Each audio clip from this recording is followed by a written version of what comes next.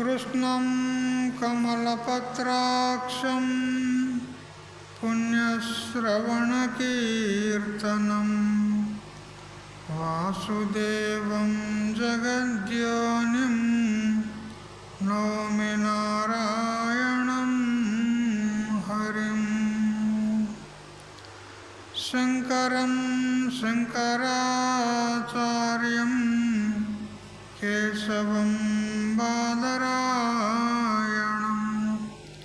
सूत्रभाष्यकृतौ वन्दे भगवन्तौ पुनः पुनः।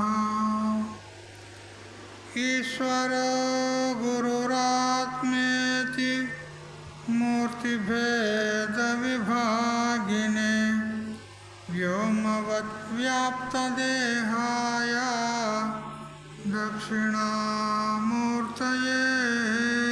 नमः। युक्ताहारविहाराय विविक्तस्थलवासिने मलयाळयतीन्द्राय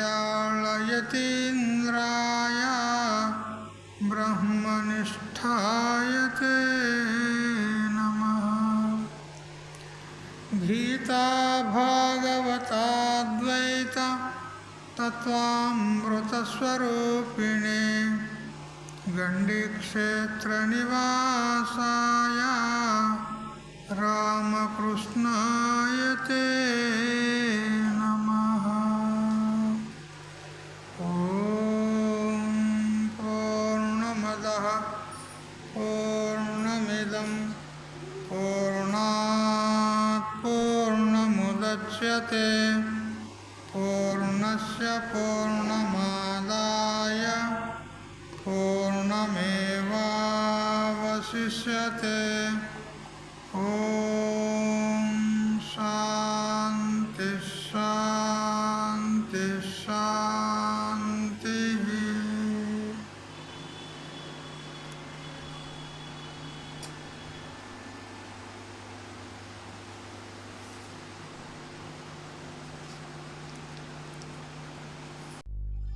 స్వాంత పరికల్పిత బ్రహ్మాండాంతర్వర్తి సకల చరాచర ప్రాణికోట్ల యొక్క అసత్ జడ దుఃఖ మోహాత్మకమైనటువంటి సకల ఉపాధుల కంటే విలక్షణమై సత్ చిత్ ఆనంద రూపం చేత స్వయం ప్రకాశమానమై వెలుగొందుతున్నటువంటి ప్రత్యేగాత్మకు ప్రత్యేక భిన్న పరమాత్మకు సాష్టాంగ ప్రణమిల్లుతూ, ఆత్మీయులారా, శ్రీమద్భగవద్గీత తృతీయ అధ్యాయము కర్మయోగం.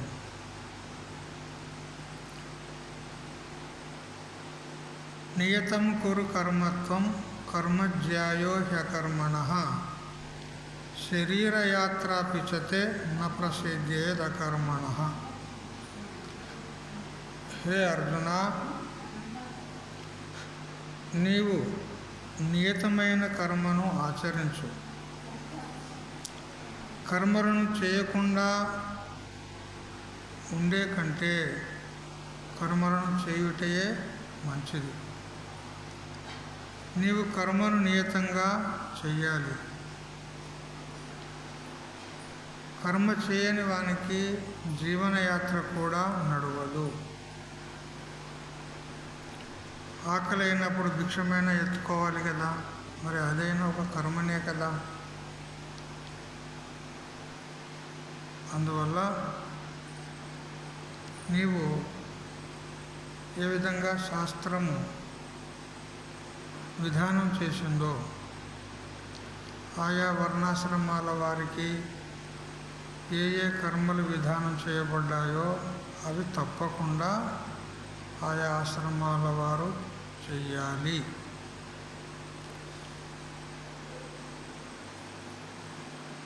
అయితే నువ్వు అడిగావు,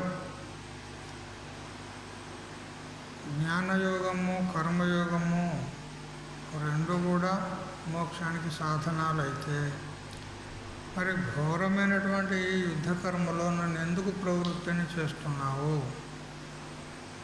అని నువ్వు ఆక్షేపించావు కదా, దానికి సమాధానం విను అంటాడు. నీవు తప్పనిసరిగా కర్మ చెయ్యాలి. అది కూడా ఏ వర్ణాశ్రమాల వారికి ఏ ఏ కర్మలు విధానం చేయబడినాయో ఆయా వర్ణాశ్రమాలు ఆ కర్మలే చేయాలి.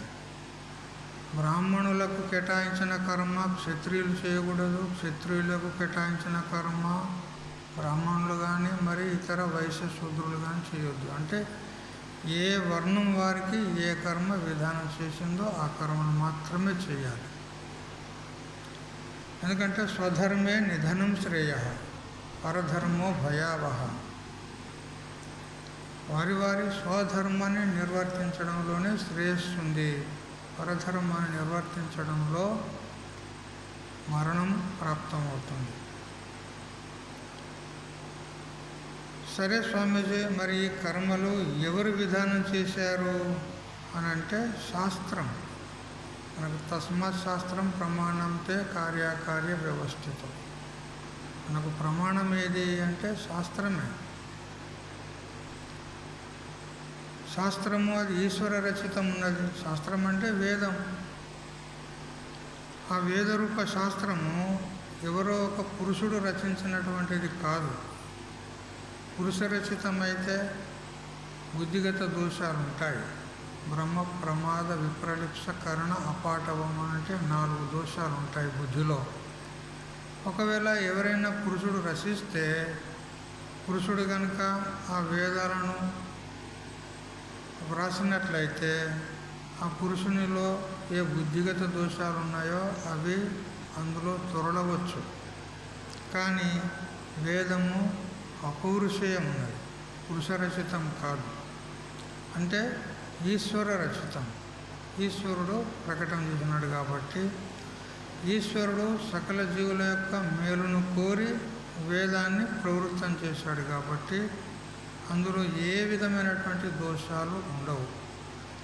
నిర్దుష్టమైనటువంటి శాస్త్రం మనకు వేదం. అందుకని శాస్త్రం మనకు ఏ ఏ కర్మలు విధానం చేసిందో కేటాయించిందో ఆ శాస్త్రనియతమైనటువంటి కర్మలే చేయాలి. కావున ఈ యుద్ధకర్మ ఏదైతే నీకుందో, నువ్వు క్షత్రియుడవు కాబట్టి నీకు యుద్ధకర్మ నీకు నియత కర్మ, శాస్త్రం విధానం చేసింది. నీకు శత్రువులైనటువంటి వారు శత్రువు ఎదుట పడి యుద్ధానికి ఉరికొల్పినట్లయితే మరి ఎదుట ఉన్నటువంటి క్షత్రియుడు తప్పకుండా యుద్ధం చెయ్యాలి. ఇది ధర్మం ఉన్నది. అందుకని ఇక్కడ దుర్యోధన దుశ్శాసనాదులు మొదలైనటువంటి వాళ్ళు యుద్ధానికి తలపడి మీతో యుద్ధం చేయడానికి వాళ్ళు సిద్ధమైనారు కాబట్టి నీవు వారితో యుద్ధం చేయుటయే నీ కర్తవ్య కర్మ. ఒకవేళ నీకది ఘోరకర్మగా హింసాకాండగా తోచవచ్చు, అయినా కానీ నీకది ధర్మమే. హింసాకాండ జరిగినా కానీ క్షత్రుడు కాబట్టి యుద్ధం చేయుట నీ ధర్మం ఉన్నది. ఆ యుద్ధంలో ఎంతమంది చనిపోయినా కానీ నీకు ఆ పాపం అంటుకోదు.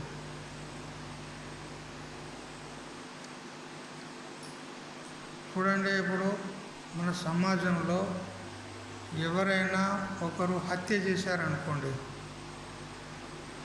అతనికి ఏం చేస్తారు? తీసుకెళ్ళి శిక్ష విధిస్తారు కదా. అదే బార్డర్ లోపల పోలీసు వాళ్ళు ఎంతోమందిని చంపుతారు. బార్డర్ లోపల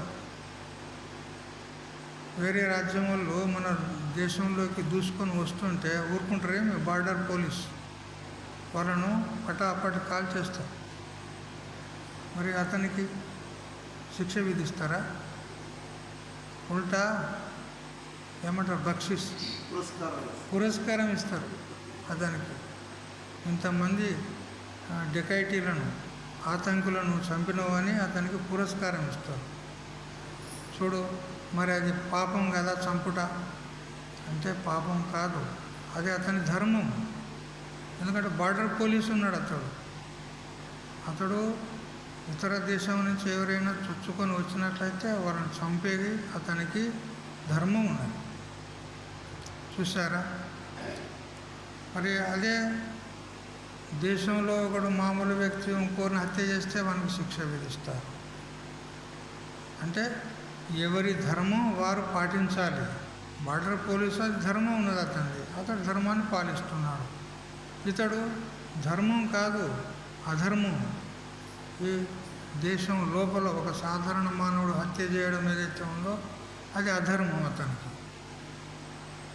కాబట్టి ధర్మం అనేది వ్యక్తిగతంగా వేరువేరుగా ఉంటుంది. ఒక్కొక్కరి ధర్మం ఒక్కో రకం ఉంటుంది. అందరికీ అన్ని రకాల వర్తించదు. అదే ధర్మం అందరికీ వర్తించదు. బార్డర్ పోలీస్ ధర్మం ప్రతివానికి వర్తిస్తుందా? చంపుకోర్రా అంటే నడుతుందా? మొత్తం దేశమే ఖాళీ అయిపోతుంది. పవన్ కూడా చంపుకుంటాడు కదా. ఒక్కొక్కరి ధర్మం వేరువేరుగా ఉంటుంది. కొన్ని ధర్మాలు సర్వసాధారణంగా ఉంటాయి, కానీ కొన్ని విశేష ధర్మాలు ఉంటాయి.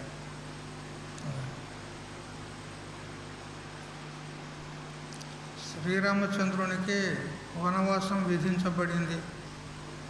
కైకేయి యొక్క కోరిక మేరకు దశరథ మహారాజు శ్రీరామచంద్రునికి 14 సంవత్సరాలు వనవాసం విధించినాడు. అప్పుడు శ్రీరామచంద్రుడు వనవాసం పోవడానికి సిద్ధమయ్యాడు. సిద్ధమైన తర్వాత ఆ వార్త విన్నటువంటి సీతాదేవి ఆమె కూడా తయారైంది. నేను కూడా నీతో వస్తాను. అయితే ఎందుకు తయారైంది అని అంటే,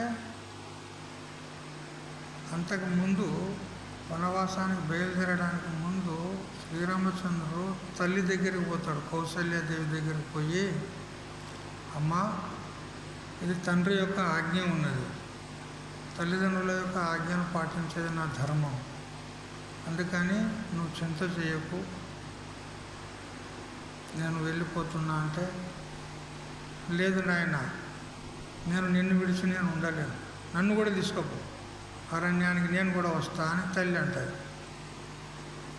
అప్పుడు రామచంద్రుడు అంటాడు, లేదమ్మా, చూడు, నాన్నగారు ఉన్నాడు, మీకు భర్త సేవ చేసేది భార్య యొక్క ధర్మం. మరి మీరు ఒకవేళ నా వెంట అడవులకు వచ్చినట్లయితే మీరు అధర్మాన్ని పాలించినట్లయితే కదా. అంటే భర్త సేవ చేయకుండా నువ్వు నా వెంట వస్తే అధర్మం చేసినట్లయితే, భర్త సేవను విస్మరించి నువ్వు అధర్మాన్ని చేసినట్లు అవుతుంది. అందువల్ల స్త్రీ ఎప్పుడు కూడా భర్త సేవ చేసుకుంటూ ఉండాలి అని ఆమెకు అనేక రకాలుగా నచ్చజెప్పి ఇక వస్తూ ఉంటే సీతాదేవి వెనుక వస్తూ ఉంది. ఇదంతా ఆమె విన్నది. సీతాదేవి ఆడ రామచంద్రుడు చెప్తున్నదంతా విన్నది. వాళ్ళ తల్లికి ఏం చెప్పాడు? భర్త యొక్క సేవ చేయాలి, అదే స్త్రీ యొక్క ధర్మము అని చెప్పాడు. ఇప్పుడు సీతాదేవి రాముని వెనువెంట వచ్చి ఆమె కూడా తయారైంది. ఏం సీత, నువ్వెందుకు వస్తున్నావు నా ఎంబడి అంటే, నేను కూడా నీ ఎంబడే వస్తా. లేలే, వనవాసం విధించి నీకు కాదు కదా, నీకు కాకపోయినా కానీ నేను నీ వంటినే వస్తా. లేలే అట్లా కాదు, అది బాగుండదు, నువ్వు ఒక రాజకుమారి ఉన్నావు, సున్నితమైనటువంటి శరీరం, ఇదివరకు కాలు బయట పెట్టిన దాన్ని కాదు, అట్లా ఇట్లా అనేక రకాలుగా చెప్తాడు. చెప్తే స్వామీజీ అత్తకో న్యాయం కోడలకో న్యాయమా చెప్పు అంటాడు. అత్తకో న్యాయము కోడలకో న్యాయమా? ఇప్పుడు ఇంత దగ్గర మీ అమ్మగారికి నువ్వేం చెప్పినావు? భర్త ఎక్కడుంటే అక్కడ భార్య ఉండాలి, భర్త సేవ చేయాలి, ఇది భార్య యొక్క ధర్మం అని నువ్వు చెప్పినవా లేదా? చెప్పినా. మరి ఆమెకో న్యాయం నాకో న్యాయమా? మరి నేను నీ సేవ చేయకూడదా? నేను కూడా వస్తాను. ఇట్లా కొన్ని ధర్మాలు ఎట్లా ఉన్నాయంటే కొన్ని సాధారణ ధర్మాలు ఉంటాయి, కొన్ని విశేష ధర్మాలు ఉంటాయి. ఒకరి ధర్మం ఒకరికే అన్వయిస్తుంది, అందరికీ అన్వయిస్తుంది. బార్డర్ పోలీస్ ధర్మం అది అతనికే అన్వయిస్తుంది, అందరికీ అన్వయించదు. ఇట్లా ధర్మ విషయంలో చాలా కర్మణ గహనోగతి అని చెప్తాడు ముందు 4వ అధ్యాయంలో. కాబట్టి ఇక్కడ అర్జునుడితోనే భగవంతుడు అంటున్నాడు, హే అర్జున, నువ్వు క్షత్రియుడు కాబట్టి నీకు యుద్ధ ధర్మమే శ్రేయస్కరము. నువ్వు యుద్ధంలో మరణించినా వీరస్వర్గం ప్రాప్తమవుతుంది. ఒకవేళ యుద్ధంలో నువ్వు గెలిచినా రాజ్యభోగాలు అనుభవిస్తావు. హత్వావా ప్రాప్ససే స్వర్గం, జిత్వావా మోక్షసే శుభం అన్నాడు. అందుకని నీ కర్తవ్యము, నీ నియత కర్మ, నీకు వేదం విధానం చేసినటువంటి కర్మ యుద్ధమే. అందుకని యుద్ధం చెయ్యి అంటాడు. స్వధర్మాన్ని మారడం సరికాదు. ఎందుకంటే పొగ లేకుండా అగ్ని లేనట్లు ఏదో ఒక లోపం లేని కర్మ లేదు. పొగ లేకుండా అగ్ని అయితే ఉండదు.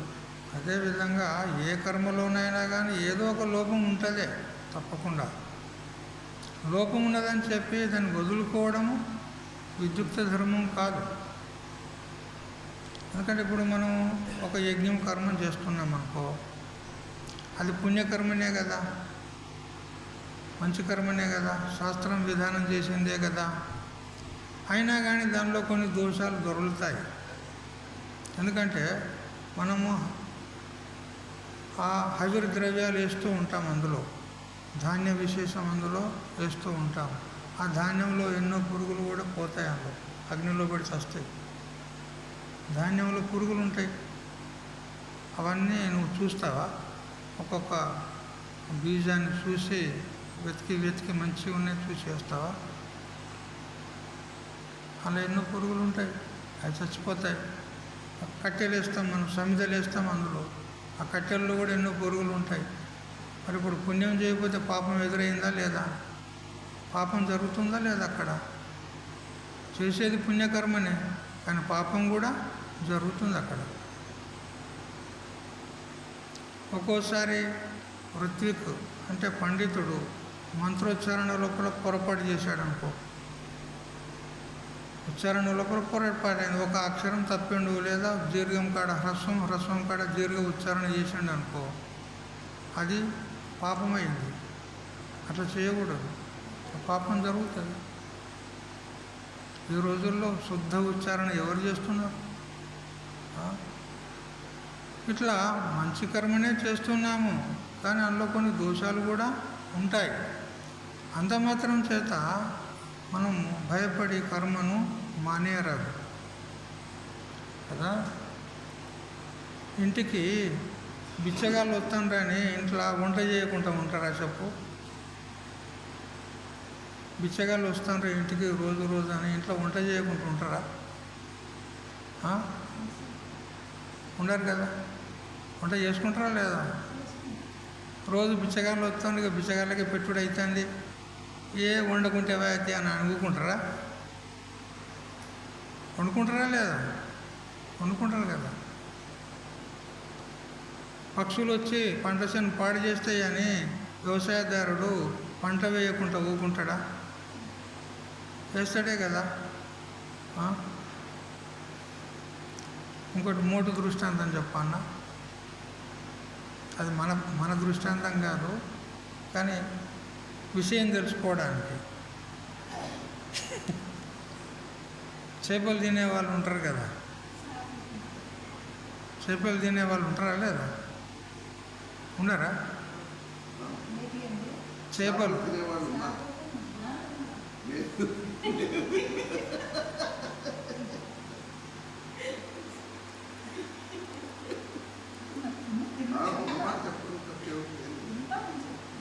అయితే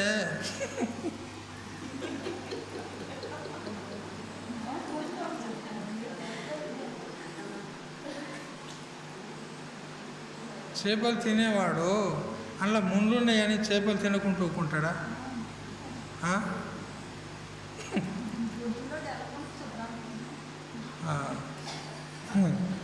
మీ భాష నాకు అర్థం కాదు, కానీ నా భాష మీకు అర్థమైతుందో చూడు.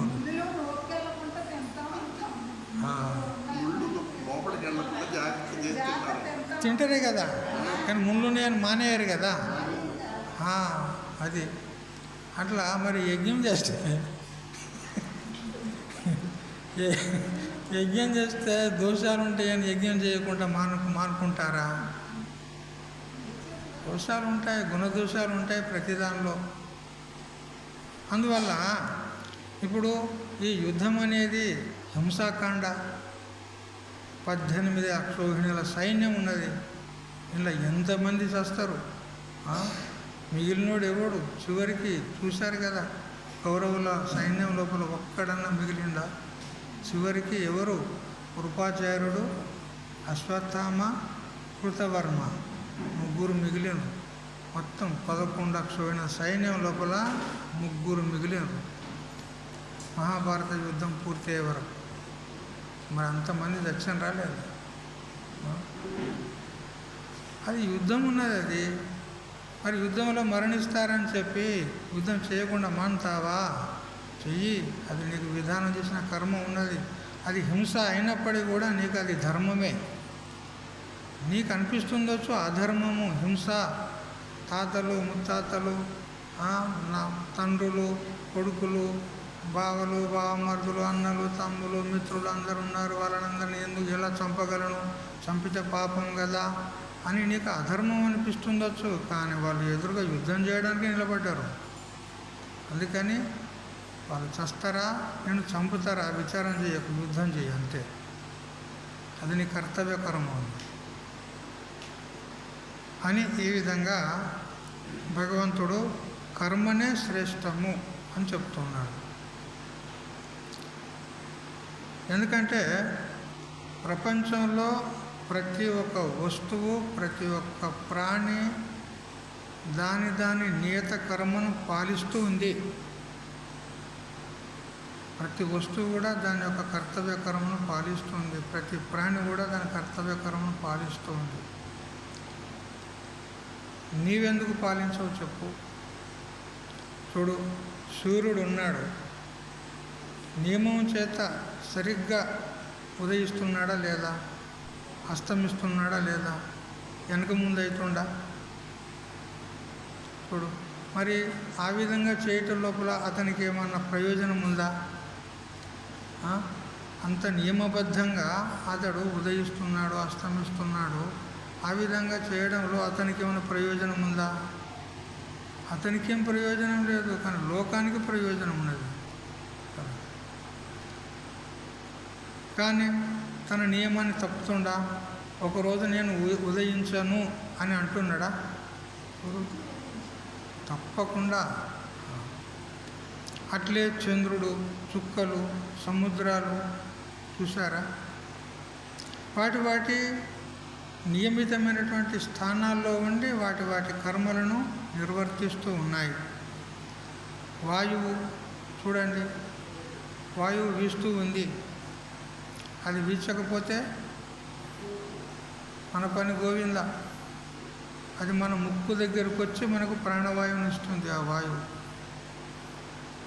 దానికి మన ప్రయోజనం ఉందా? లేదు. లోక కళ్యాణం కోసం చేస్తూ ఉంది. అట్లే వసుంధర అంటే భూమి నియమితమైనటువంటి పరిధిలో నియమబద్ధంగా తిరుగుతూ ఉంది. తన చుట్టూ తాను తిరుగుతూ మరియు సూర్యుని చుట్టూ నియమబద్ధంగా తిరుగుతూ ఉంది.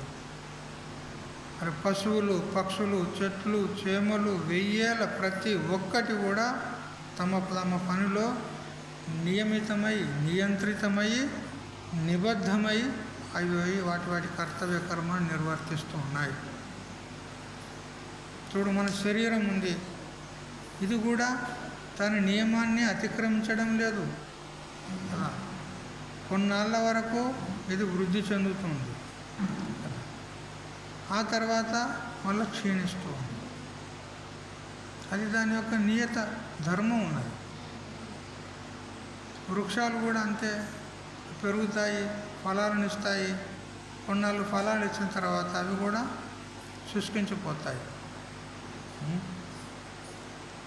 ఇప్పుడు మనం వరి చేలు నాటేస్తున్నాం, ఆ వరి కర్ర అది గొలుసు ధాన్యం ఇచ్చిన తర్వాత అది నువ్వు సమయానికి కోత చేయకపోతే, దాన్ని తీయకపోతే అది వేలాడబడి కింద పడిపోతుంది. ధర్మం ఉన్నది దాన్ని, అంతే. దాని ధర్మాన్ని అది నిర్వర్తిస్తుంది. అందుకని వ్యవస్థ తప్పితే ప్రపంచం అస్తవ్యస్తమైపోతుంది సుమా అంటాడు. అందుకని ఇది ప్రకృతి యొక్క నియమం ఉన్నది. కావున నీ యొక్క నియమాన్ని కూడా నువ్వు పాలించు. నువ్వు మాత్రం కర్మను వదిలేస్తానంటే ఎలా సరిపోతుంది చెప్పు అంటాడు. అందుకని ఈ సూర్య, చంద్ర, నక్షత్రాదులు ఇవన్నీ కూడా వాటి నియత కర్మను ఏ విధంగా పాలిస్తూ ఉన్నాయో అదే విధంగా నీవు కూడా నీ యొక్క నియమిత కర్మను, నీకు విధానం చేసిన కర్మను నువ్వు తప్పకుండా పాలించాలి అంటాడు. ఎందుకంటే నువ్వు కూడా ప్రకృతిలోని వాడదే కదా. ఈ శరీరం కూడా ప్రకృతి ఇచ్చిందే ఉన్నది. మరి ప్రకృతి అంతా నియమబద్ధంగా నడుస్తుంటే నువ్వు ప్రకృతిని అతిక్రమిస్తావు ఎలా అతిక్రమించగలవు అంటాడు.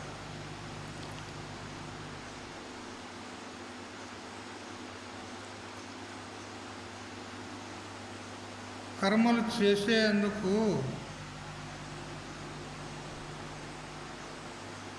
మీరు నన్ను ప్రేరేపిస్తున్నారు, కానీ కర్మలు మానుటే మంచిది అని ఒకవేళ నువ్వు అన్నావనుకో, అది వట్టి భ్రాంతి అంటాడు.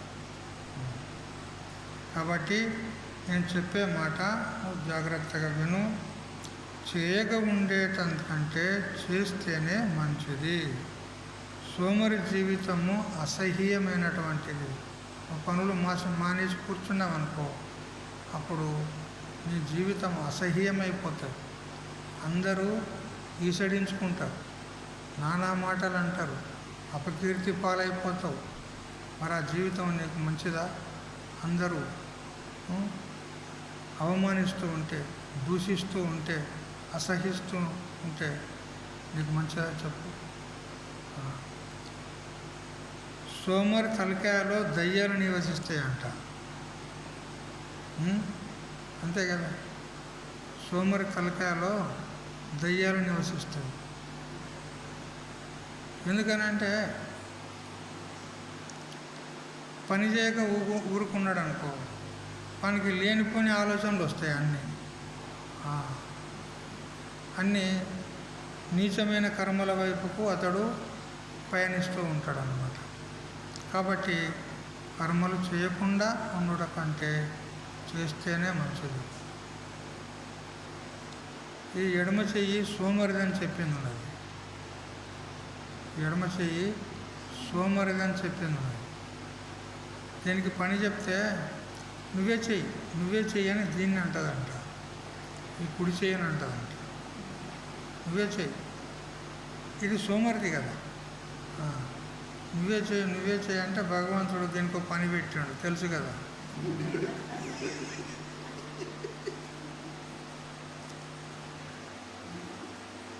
చూడు, సోమరిపోతులకు ఎంత గతి పడుతుందో తెలుసు, చూసారా? సోమరిపోతులకు ఎడమ చేయి పట్టిన గతి పడుతుంది. అందుకని పని మానే కంటే చేస్తేనే మంచిది. చూసారా?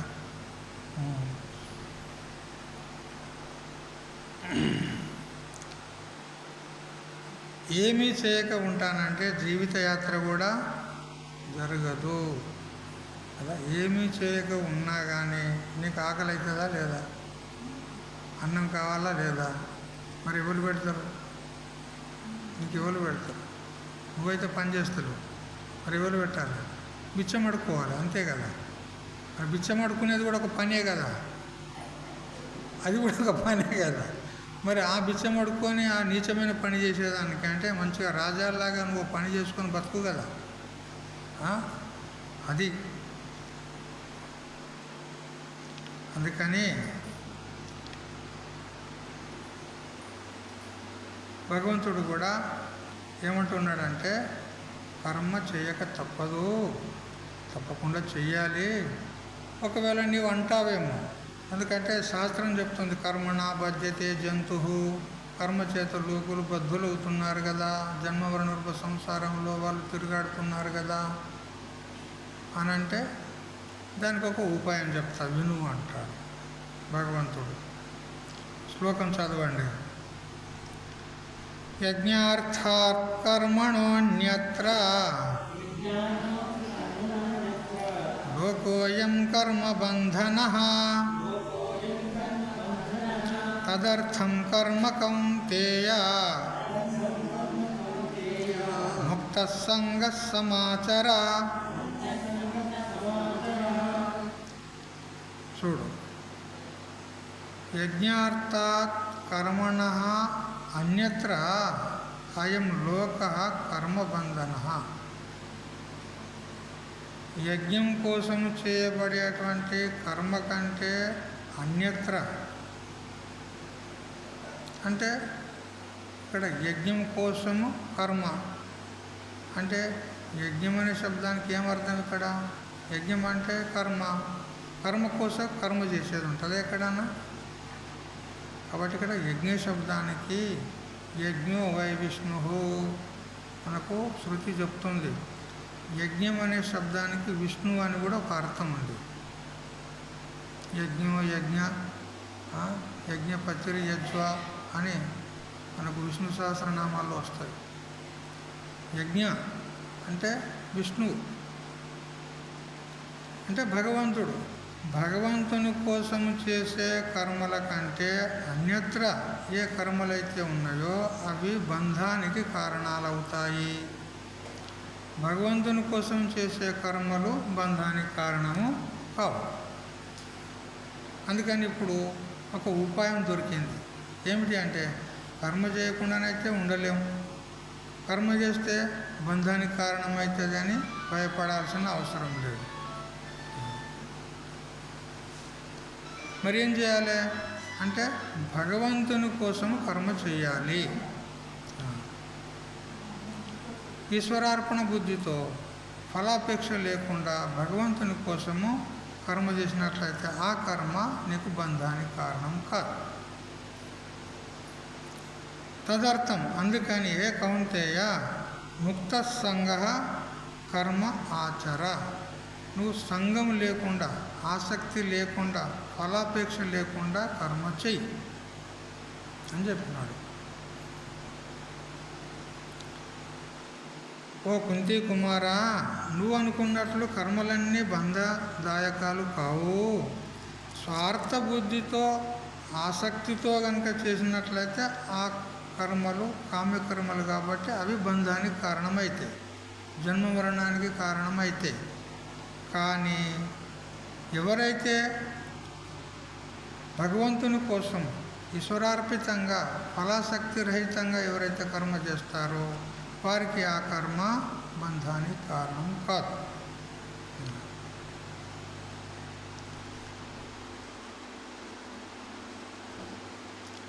ఈ కర్మలను నేను చేస్తున్నాను, దీని ఫలం నాకు కావాలి, ఈ కర్మకు కర్తను నేను అనేటువంటి ఇటువంటి అభిమానం కనుక ఉన్నట్లయితే ఆ కర్మ బంధానికి కారణమవుతుంది. బద్ధుడవుతాడు.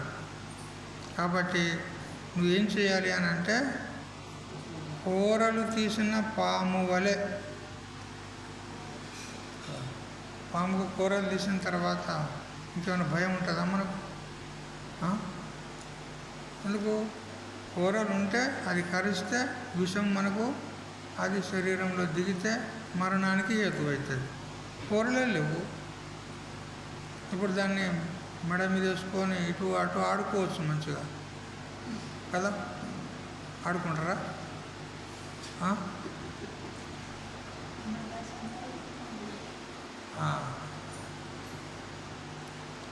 ఒక పాములాయనే ఆడించే పాముకు అతడు కూరలు తీసి ఆడిస్తాడు కదా. ఆయనే తెచ్చి మీ మెడలు వేసిండు అనుకో, కూరలు లేవు దానికి, అయినా కానీ తెచ్చి మీ మీద వేసిండు అనుకో, అప్పుడు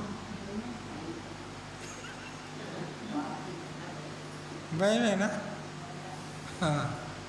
భయపడాల్సిన అవసరం లేదు, ఎందుకంటే దానికి విషమే ఉండదు. అట్లా నువ్వు నిష్కామంగా కర్మ చేసినట్లయితే అప్పుడు నీకు అది హానికరము కాదు, జన్మ మరణ రూప సంసారానికి హేతువు కాదు.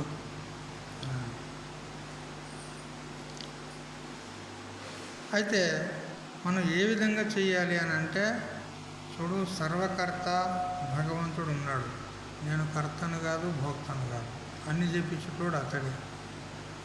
ఇప్పుడు ఇంత మహాభారత యుద్ధం జరిగింది కదా, ఆ భారత యుద్ధంలో యుద్ధం చేసింది ఎవరు చెప్పండి? వాళ్ళందరినీ చంపింది ఎవరు చెప్పండి? 18 అక్షోహిణుల సైన్యాన్ని ఎవరు చంపారు మహాభారత యుద్ధంలో? అర్జునుడు చంపిండా? ఎవరు చంపారు? పరమాత్మనే చంపాడు, శ్రీకృష్ణుడే చంపాడు. వీళ్ళు పైకి చూడడానికి వీళ్ళు నిమిత్తాలు, కానీ పరోక్షంగా ఉండి అందరిని చంపింది భగవంతుడే. మహాభారత యుద్ధం అంతా అయిపోయిన తర్వాత ఒక ఆయనే భీముని యొక్క మనుమడు బర్బరీకుడు, అతడు మహాబలశాలి, ఒక్క అస్త్రం చేతనే మొత్తం 18 అక్షోహిణుల సైన్యాన్ని నాశనం చేసే సమర్థుడు, ఒక్క అస్త్రం చేత అంత సమర్థుడు.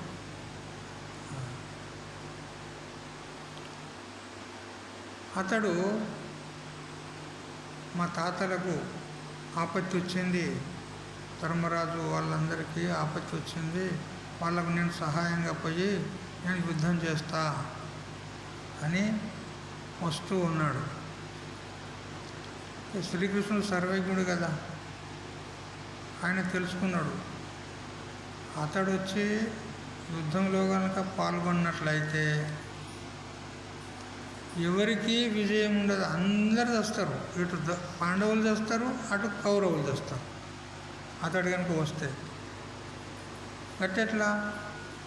పాండవుల వైపు సహాయం చేస్తా అని వచ్చినోడు కదా, పాండవులు ఎట్లా చచ్చిపోతారు అంటే, అతడు గురువుకు ఒక మాట ఇచ్చాడు, గురువే చెప్పిండు, అతడు దేవి యొక్క ఉపాసన చేపించుండు ఈ బర్బరీకంతో వాళ్ళ గురువు. ఆ దేవి ప్రసన్నమయ్యి 3 అస్త్రాలు ఇచ్చిండు. ఒక్క అస్త్రంతోనే మొత్తం సమాప్తం అయిపోతుంది, ఇంకో 2 అస్త్రాలు అట్లే ఉంటాయి. అయితే ఆ గురువు ఆ అస్త్రాలు అతని చేతిలో ఇస్తూ ఏమన్నాడంటే, చూడనైనా ఈ అస్త్రాలను ఎవరి పైన అంటే వారిపైన ప్రయోగం చేయకూడదు, ఎవరు దుర్బలులు ఉంటారో వారికి సహాయంగా ఈ అస్త్రాన్ని ప్రయోగం చేయి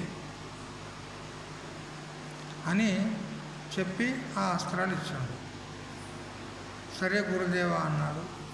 ఇక యుద్ధంలోకి పాల్గొనడానికి వస్తూ ఉన్నప్పుడు కృష్ణుడు అడ్డగించుకుంటాడు. వీడు వచ్చానంటే ఇటు పాండవులు దక్కరు, అటు కౌరవులు దక్కరు.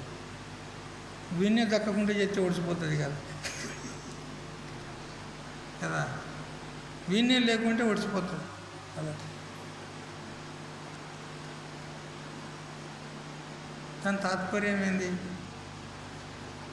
ఎవరు దుర్బలులు ఉంటారో వాళ్ళ వైపు యుద్ధం చెయ్యి అంటే, ఇప్పుడు ఈ బర్బరీకి వచ్చి పాండవుల పక్షంలో నిలబడి యుద్ధం చేస్తే అటు కౌరవులు దుర్బలులు అయిపోతారా లేదా? అయిపోతారు. అప్పుడు గురువు ఇచ్చిన మాట ఏంది? ఎవరు దుర్బలులు ఉంటే వాళ్ళ పక్షంలో యుద్ధం చేయి అంటే, వాళ్ళు దుర్బలులు అయితే ఇతడు పోయి అందులో చేరుతాడు, మళ్ళీ కౌరవుల దానిలో చేరుతాడు. అక్కడి నుంచి యుద్ధం చేస్తే వీళ్ళు కొంతమంది చేస్తారు, వీళ్ళు దుర్బలులు అవుతారు కదా. వీళ్ళు దుర్బలులు అయినని చెప్పి ఇటు దిక్కొస్తాడు, మళ్ళీ అటు యుద్ధం చేస్తాడు, వాళ్ళు దుర్బలులు అవుతారు. ఇది ఏమవుతుంది? ఆఖరికి ఎవడు లేకుండా పోతాడు. ఇటు పాండవులు ఉండరు, అటు కౌరవులు ఉండరు కదా. మేము చిన్నప్పుడు చదువుకున్నప్పుడు ఒక పుస్తకాలలో, పాఠ్య పుస్తకాలలో ఒక కథ వచ్చింది. ఏమిటంటే,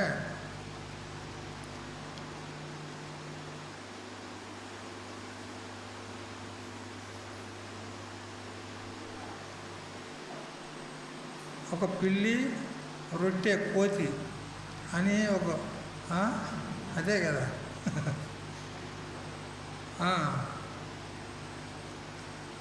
కోతి వచ్చి పంచిపెడుతుంది కదా.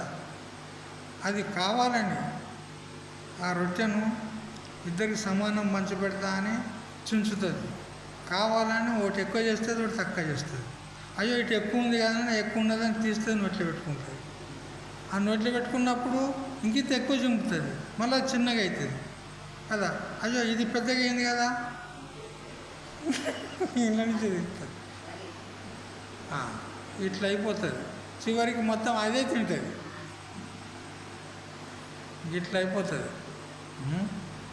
వాళ్ళు దుర్బలులైనరని అటువైపు పోతాడు. అక్కడి నుంచి యుద్ధం చేస్తే వీళ్ళు దుర్బలు అవుతారు. వీళ్ళు దుర్బలు అయిపోతే అయ్యో వాళ్ళు దుర్బలన ఇటు దిక్కు వస్తాడు, వాళ్ళతో యుద్ధం చేస్తే వాళ్ళు దుర్బలు అవుతారు. ఇట్లా ఒక్కడు లేకుండా అయిపోతారు. మొత్తమే సమాప్తం అయిపోతుంది కురువంశం అనుకొని శ్రీకృష్ణ పరమాత్మ ఉపాయం చేసి ఉండదు. ఇతడు ఉంటే బాగలేదు. కానీ మొట్టమొదలు గురువు ఇతడే, శ్రీకృష్ణుడే. ఆ బర్బరీకునికి మొట్టమొదటి గురువు. బర్బరీకు నీ యొక్క విద్య చాలా అమోఘమైంది, మరి నువ్వు గురుదక్షిణ ఇస్తావా అంటే, తప్పకుండా నువ్వు ఏమన్నా అడుగు ఇస్తా అన్నాడు. అప్పుడు నీ తల ఇయ్యి అన్నాడు, నీ తల ఇవ్వు అన్నాడు. ఇస్తా అన్నాడు. అంత ఘటికుడు, నీకంటే నాకు ఎక్కువ ఏమున్నది అని చెప్పి తలవారు తీసుకుంటాడు, తల కోసి అతని చేతిలో పెడతాడు. అప్పుడు వాళ్ళ తల్లి, వాళ్ళ అమ్మ, హిడింబి అందరూ ఉరికొస్తారు. ఉరికొచ్చి కృష్ణుని అనరాని మాటలు అంటారు. నా మనుమని చంపినావు నువ్వు, అట్లా ఇట్లా, నువ్వు కుటిలు, నువ్వు అట్లా కపటంబుని ఏమో చేసినావు, ఇదంతా అని ఏదో తిడితే, అప్పుడు కృష్ణుడు అంటాడు, మీరేం బాధపడకండి, అతడు ప్రాణంతోనే ఉంటాడు, కానీ శరీరం నుంచి విడిపడింది తల అంతే, కానీ ప్రాణంతోనే ఉంటాడు, మీరేం చింత చేయకుండా అంటాడు. అతన్ని ఒక పెద్ద కొండ మీదకి తీసుకుపోయి ఇట్లా 3 కట్టెలు ఇట్లా పాతి ఆ కట్టెల మధ్యన పెడతాడు తల. చక్కగా ఈ కురుక్షేత్ర యుద్ధం ఎక్కడ జరుగుతుందో అటువైపు ఆ తల దింపి పెడతాడు. అంటే కురుక్షేత్ర యుద్ధంలో ఏం జరిగేది మొత్తం అతనికి కనపడుతుంది. అదంతా చూస్తాడు. ఆ వరం ఇస్తాడు కృష్ణ పరమాత్మ, నీకంతా కనపడుతుంది, నువ్వేం చింత చేయకుంటాడు. ఇక ఇప్పుడు యుద్ధంలోకి రాకుంటే అయిపోయాయి కదా అతడు. ఇక్కడ పీడ పోయిందనుకున్నా. ఇక యుద్ధం అంతా అయిన తర్వాత మళ్ళీ పాండవులందరినీ తీసుకొని కృష్ణుడు ఈయన దగ్గరికి వస్తాడు, ఈ బర్బరికి దగ్గరికి వస్తాడు. వచ్చిన తర్వాత అప్పుడు కృష్ణుడు అంటాడు, ఈ ధర్మరాజు వీళ్ళందరూ అడుగుతారు, వీళ్ళకు యుద్ధం గెలిచినామనేటువంటి ఒక అభిమానం వస్తుంది అర్జునునికి, వీళ్ళందరికీ మేము గెలిచినామని అభిమానం వస్తుంది. అయితే వాళ్ళు అడుగుతారు, యుద్ధంలో ఎవరు బాగా యుద్ధం చేసినారు, ఎవరికి విజయం కలిగింది, అట్లా ఇట్లా అడిగితే, ఇగో నాకు ఎవ్వరు కనపడలేదు చూడు యుద్ధం లోపల, ఒక్క శ్రీకృష్ణుని చక్రం మాత్రం తిరుగుతూ ఉండేది చూసిన నేను అంటాడు. ఎవరెవరిని చంపింది కదా, అది సుదర్శన చక్రమే చంపింది. ఎవరు చంపినారో నాకు తెలియలే అంటాడు. సుదర్శన చక్రమే అందరినీ సమాప్తం చేసింది అంటాడు. మరి ఇప్పుడు అలా చంపింది ఎవరు, యుద్ధం చేసింది ఎవరు? భగవంతుడే, అంతే కదా. పుట్టిగా అభిమానం పొందిండు అర్జునుడు, ధర్మరాజు, భీముడు, మేము యుద్ధం చేసినాం, మేము గెలుపును పొందినాం అని పుట్టి మిథ్యాభిమానం, చంపినోడు అతడు.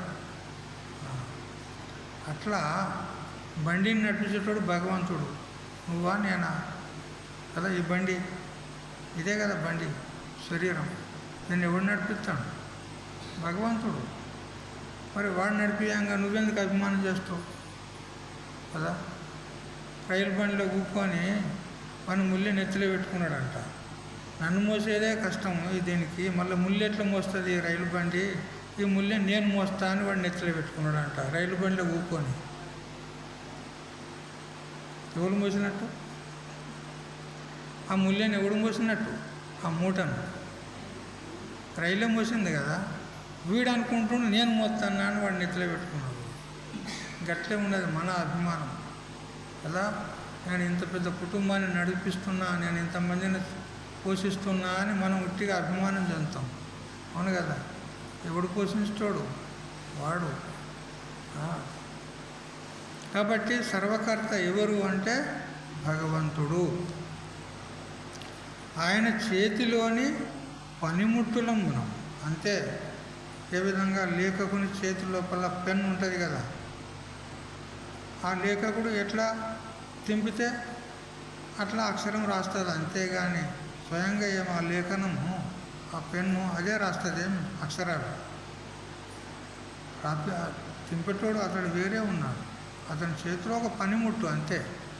అట్లా మనం కూడా భగవంతుని చేతిలో ఒక పనిముట్టులం. ఏ ఏ ఉపాధి చేత ఏమేమి పనులు చేయాలి అది ఈశ్వరుడు అంత నియమం చేసి పెట్టింది ఉన్నది కదా. ఇది సత్యం ఉన్నది.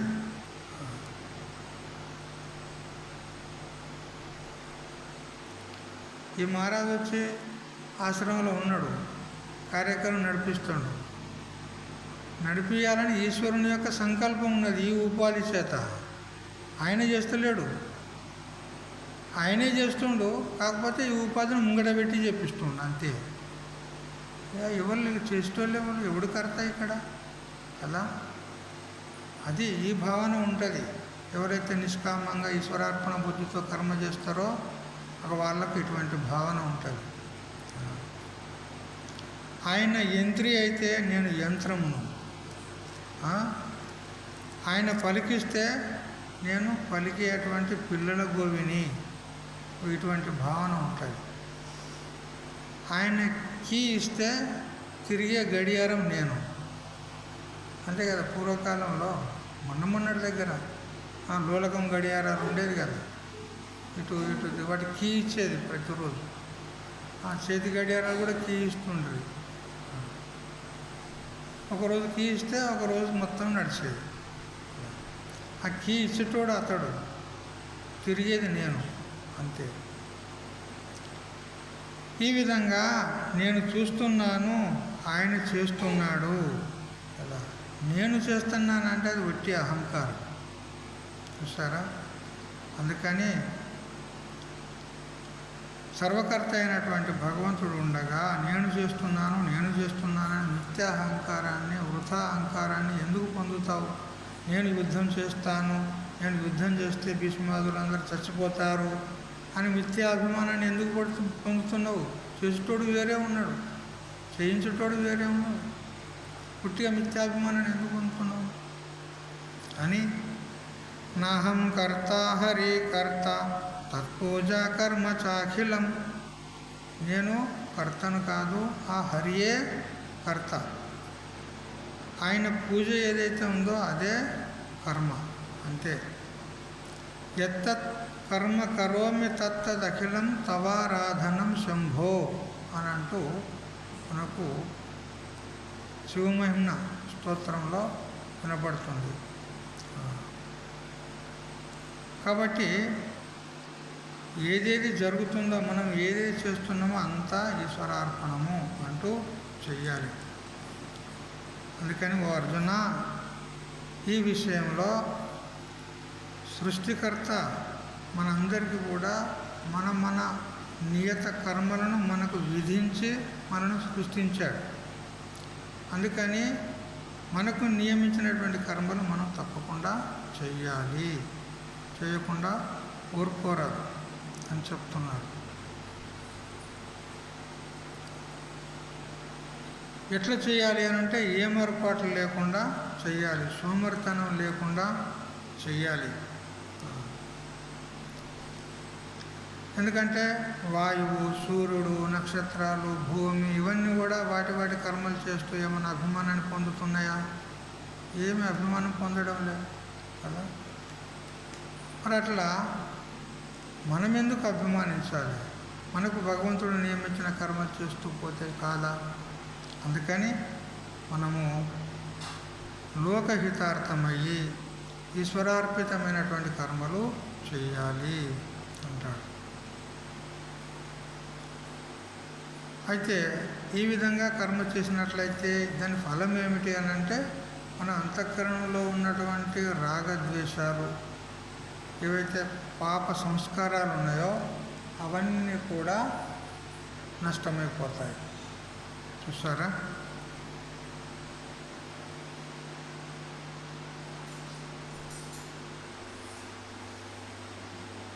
ఒక ధర్మాత్ముడు సాధు సన్యాసులకు బ్రహ్మాండమైన అన్న సంతర్పణ ఏర్పాటు చేశాడు.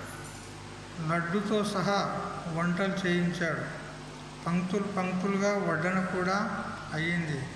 ఇక భోజనం ప్రారంభించబోయే సమయం. యజమాని ఒక లాఠీ కర్ర చేతిలో పట్టుకొని నిలబడ్డాడు. అన్న సంతర్పణ చేస్తుండు, అందరికీ వడ్డించండు. విస్తరణలో అన్నీ మంచి లడ్లు, జిలేబీలు, మంచి మంచి పదార్థాలు అన్నీ వడ్డించండు. వడ్డించి ఒక పెద్ద దుడ్డు కర్ర పట్టుకొని ఆడ నిలబడ్డాడు కదా.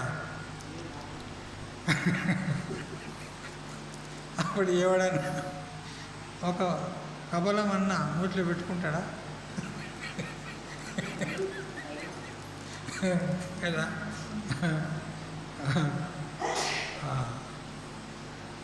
అయితే ఎవడైనా కబలం నోటిలో పెట్టుకున్నాడా, ఇదే సుమ తల పగులుతుందండి.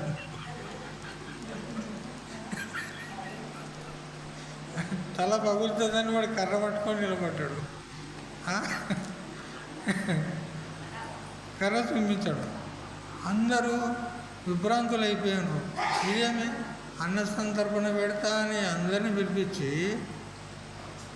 అందరికీ వడ్డించి వాళ్ళు తినడానికి ఉద్యుక్తులయ్యే సమయానికి దుడ్డు కర్ర పట్టుకొని చూడు, ఒక్కడైనా కానీ నోట్లే కవలం పెట్టిండా తల పగులుతో చూడు అని అంటాడు.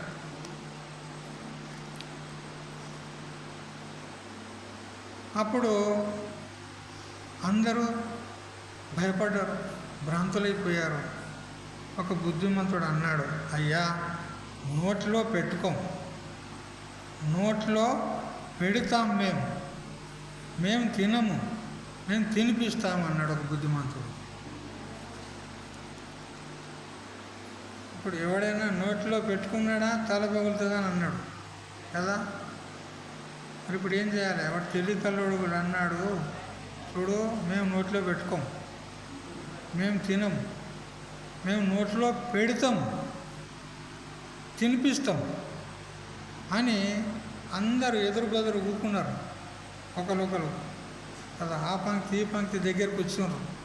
దగ్గరికి వచ్చి వీడేం చేస్తాడు, వాని విస్తర్లో అన్నం కలిపి ఈ ఎదుటి వాని నోట్లో పెడతాడు, వాని విస్తర్లోది కలిపి వీని నోట్లో పెడతాడు. ఇప్పుడు ఎవడైనా తిన్నట్ట? వాడు తిన్నాడా? తినిపించిండు. అది ఉపాయం అన్నమాట. ఇట్లా మొత్తం మీద ఏదో ఉపాయంతో తిన్నోళ్ళు అయ్యారు వాళ్ళు కదా. అట్లా ఎదుటివాని నోట్లో పెట్టడం ప్రారంభం చేశారు. వాడు వీని నోట్లో, వీడు వాని నోట్లో, అందరి భోజనం ముగిసింది కదా. యజమాని దెబ్బ తప్పింది, అంతే కదా. యజ్ఞశిష్టాశనస్సంతో ముచ్చంతే సర్వకిల్బిషై అని చెప్పిన ప్రకారంగా యజ్ఞం చేసి యజ్ఞశేషం అని అంటూ ఉంటుంది. అంటే యజ్ఞంలో ఆహుతి ఏయగా మిగిలింది ఏదైతే ఉంటుందో అది యజ్ఞశేషం అంటారు. ఇప్పుడు పురోడాస అని వేస్తారు యజ్ఞంలో. ఈ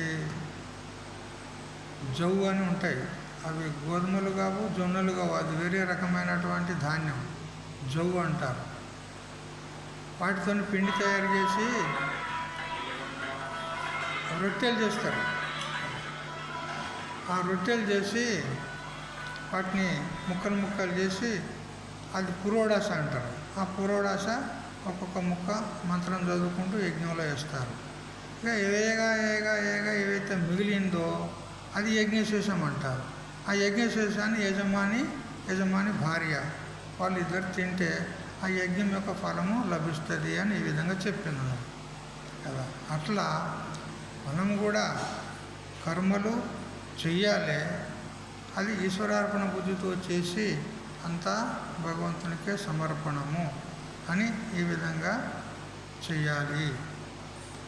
ఇక భగవంతుడు మనకు తను అనుగ్రహించి మనకి ఏది కావాలో అది ఇస్తాడు. ఇక్కడనే చెప్తాడు, పరస్పరం భావయంత శ్రేయ పరమవాప్సత అంటాడు. మనము అగ్నిదేవుని గురించో ఇంద్రుని గురించో మనం యజ్ఞం చేసినామనుకో, ఆ ఇంద్రుడు ఆ అవిస్సులను తీసుకొని దాని ఫలితంగా మనకు వర్షాలు కురిపిస్తాడు. వర్షాలు కురిపిస్తే పంటలు పండుతాయి మనకు. ఆ పంటలను మనం అనుభవిస్తాము. యజ్ఞాహుతులు తాను అనుభవిస్తాడు.